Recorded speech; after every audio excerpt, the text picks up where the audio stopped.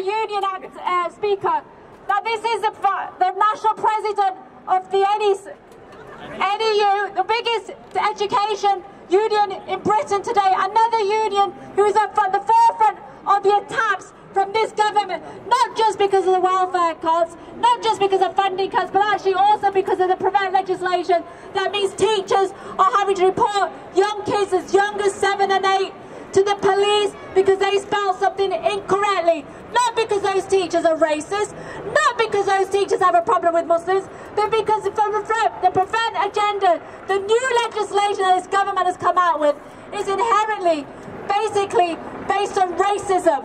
It's not something that you can teach. This is racism. This is what the government is pushing, and it's putting teachers in an unacceptable position, and we stand with the unions that defend their members.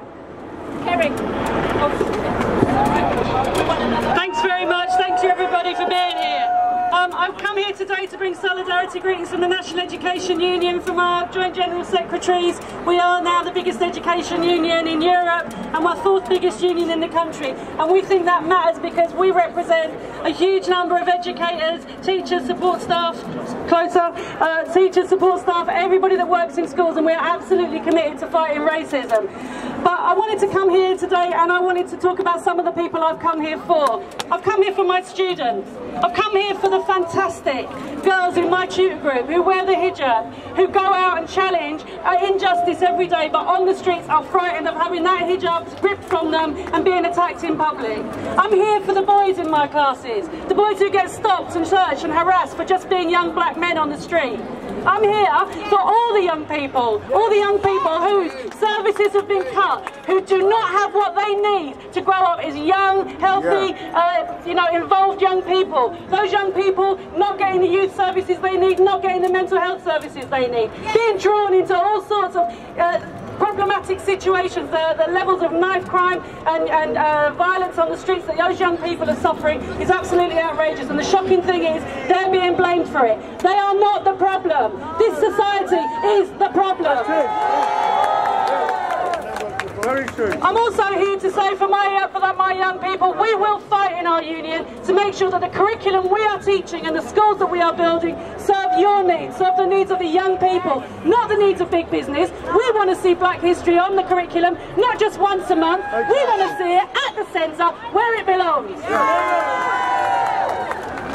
I'm also here for my friends, for my colleagues who face discrimination at work every day, whose names mean that their CVs don't go further in the job process, who get targeted for capability or for petty, breaking of whatever. They get targeted, they suffer microaggressions at work every day. I am here for them, and I'm here to tell you that our union will fight for your rights.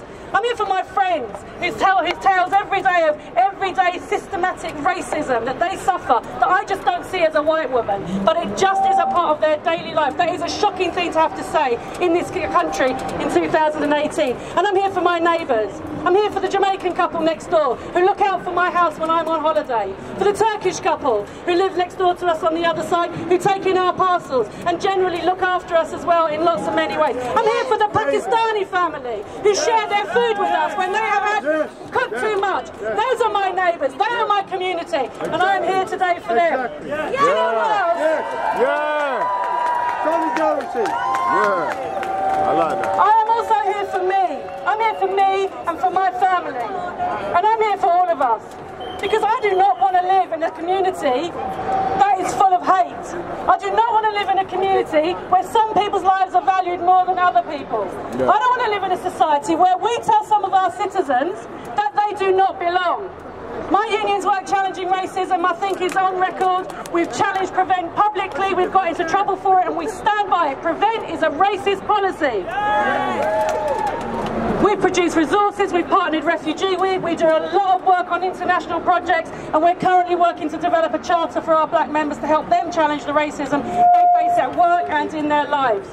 Do you know what I want? I want to live in a country where everyone is valued and respected. Exactly. Where we uphold and we live by the principles and values that we say we have. Yeah. And I want to live in a country where we are honest about our history and we are optimistic about our future. Yeah. I am here, you are here, together we are going to win. Thank you for coming down here today. Whose streets? Our streets. Whose streets? Our streets. Whose streets? Our streets. Now there's another one. It goes, Tommy Robinson, go to hell, take your Nazi friends as well. So let's give it a go. Tommy Robinson, go to hell, take your Nazi friends as well. Tommy Robinson, go to hell, take your Nazi mates as well. Tommy Robinson, go to hell, take your Nazi mates as well. Tommy Robinson, go to hell, Take your Nazi friends as well. Tommy Robinson, go to hell. Take your Nazi friends as well. Tommy Robinson, go to hell. Take your Nazi friends as well. All right, our next speaker is Dildar Khan. He's from the East London Mosque and he wants to say a few words. Assalamu alaikum, peace be upon you all. I am Dildar Khan from the East London Mosque. Keep it close to you. Keep it close to you. Those of you know, have been to Whitechapel. You've seen this big mosque on Whitechapel Road. We are one of the biggest and the most open mosque in UK. We receive visitors, non-Muslim visitors almost every day. And despite this, we were targeted by the EDL, Tommy Robinson, and his thugs. Since 2010, he wanted to march in front of our mosque. But you'll be pleased to know he tried it several times. And together with everybody, we came together and we never allowed them to march in front of our mosque. This shows that he hates all Muslims. Otherwise, why he's trying to attack mosques? Mosques are visited by ordinary Muslims to perform their religious duties. So we formed the United East Stand with the help of United Against Fascism. With Wayman, with Sebi, they came to help us to form the United East Stand with people of all backgrounds and all faiths and all lifestyle. However, since then we've seen the rise of fascism, racism, Islamophobia, anti-Semitism, and we've seen now President Donald Trump is fueling this far right. He's becoming their main leader. Unfortunately, because of this, we've also received a lot of bomb threats in our mosque. We received white powder letters. We receive hate mails regularly in our mosque whenever there is an incident. And we don't want to go back to the late 70s and 80s. When I was a teenager, I used to dread going to school because we used to get attacked by the National Front, those skinheads. Many of you are probably too young to remember this. But we, Asian kids, black kids at that time, we used to dread going to school. And I got beaten up so many times. We don't want to go back to this situation. The National Front used to come on top of Brick Lane every Sunday, and they used to cause rampage on Brick Lane. So this kind of behavior is totally unacceptable. This is against the true British values, which all of us we hold and we uphold. So we should not underestimate our presence here. We need to keep on mobilizing. We need to keep on challenging these people. And we are grateful for your support for the Muslim community. We are really overwhelmed. Whenever we called you, you came forward to support our mosque. And we are honored and we are proud to stand with you and will continue to do so. Thank you very much.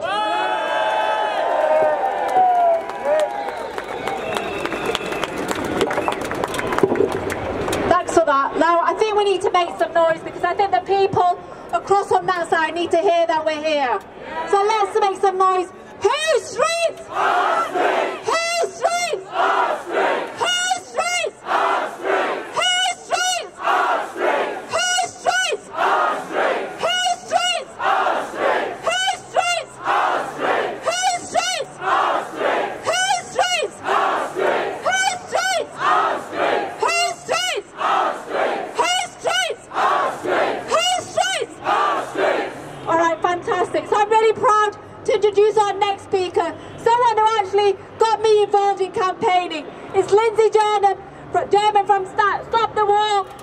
the organisation that built one of the biggest demonstrations this country has seen, and also was part of building the fantastic demonstration that took place here in London yesterday and across the country. Lindsay. Thank you very, very much, Naila, and I'd like firstly to congratulate everybody who's out today, and particularly Stand Up to Racism, which was a very big part of the demonstration yesterday and has had to demonstrate here again today against the fascists. And that's a very tough thing to do, so well done to everybody who's organised it, and well done for everybody for being here. I think we know why the fascists are growing at the moment. We know it because they are getting a gigantic boost from the election of Donald Trump last year. And Donald Trump is using his position as President of the United States to support the far right and the fascists in any way that he can, in a totally unprecedented way.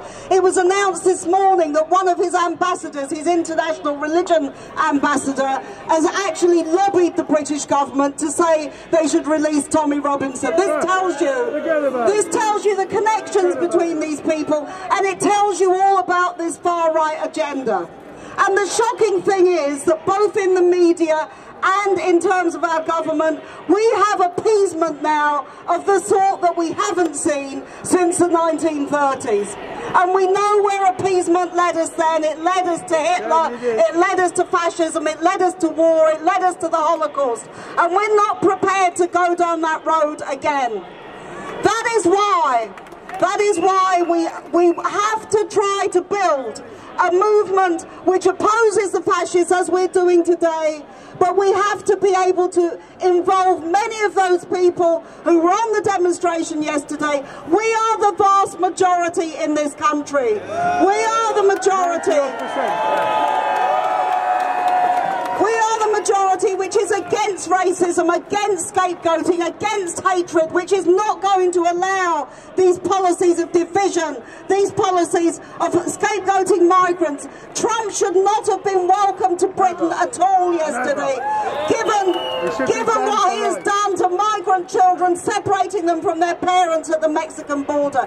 That alone, with any other leader, would have led to sanctions, would have led to boycott, but instead it leads here to tea with the Queen and lunch at Chequers. It's an absolute disgrace.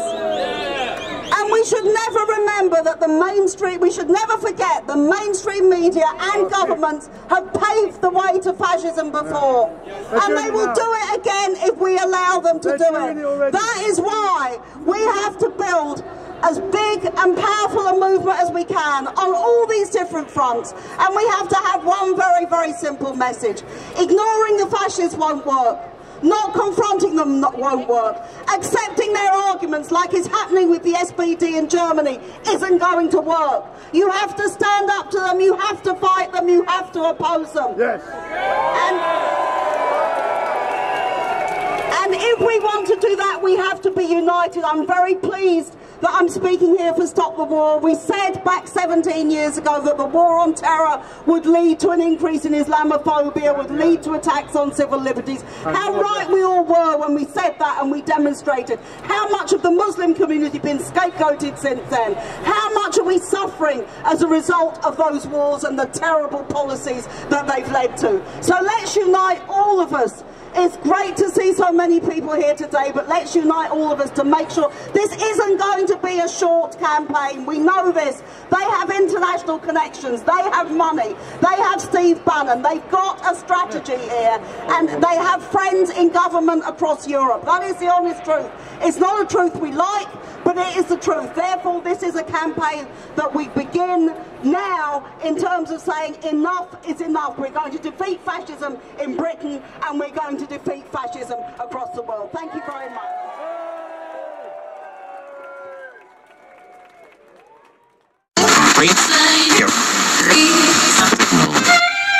No, I'm not a writer. Okay.